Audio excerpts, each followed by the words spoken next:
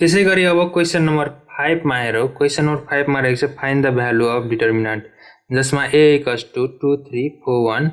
and b = 2 - 1 2 - 3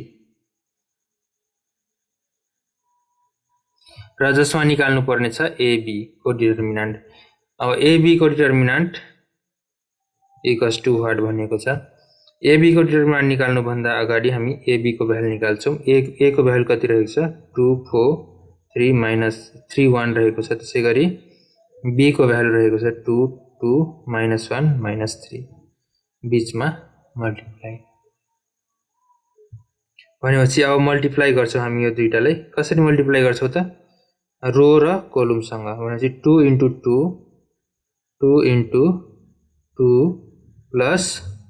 3 * 2 3 * 2 त्यसैगरी 2 * -1 2 * -1 plus 3 * -3 3 * -3 त्यसैगरी यसको पालो आयो अब 4 * 2 4 * 2 1 * 2 प्लस 1 * 2 त्यसैगरी 4 * -1 4 * -1 प्लस 1 * -3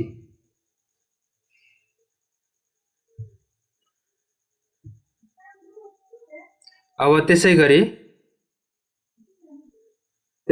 अब 2 * 2 भनेको कति हो त 4 3 * 2 भनेको प्लस 6 त्यसैगरी 2 * 4 * 2 भनेको 8 1 * 2 भनेको प्लस 2 2 * -1 भनेको माइनस 2 3 * 3 भनेको 9 3 3 जा 9 प्लस माइनस -9 त्यसैगरी 4 * 1 भनेको -4 त्यसैगरी माइनस 3 * 3 भनेको पछि 3 * 1 भनेपछि 3 त्यही भएर प्लस माइनस माइनस भएपछि -3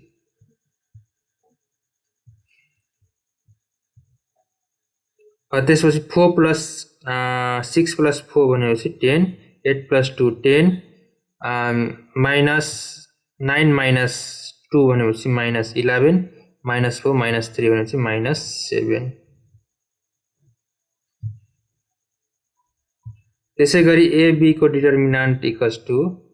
10 10 -11 -7 को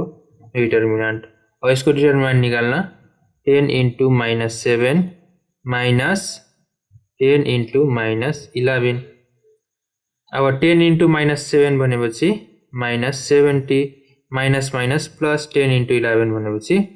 110 अब 110 - 70 गर्दाखेरि 40 भनेपछि a र b को डिटर्मिनेन्ट = 40 के हुने भयो त हाम्रो आन्सर।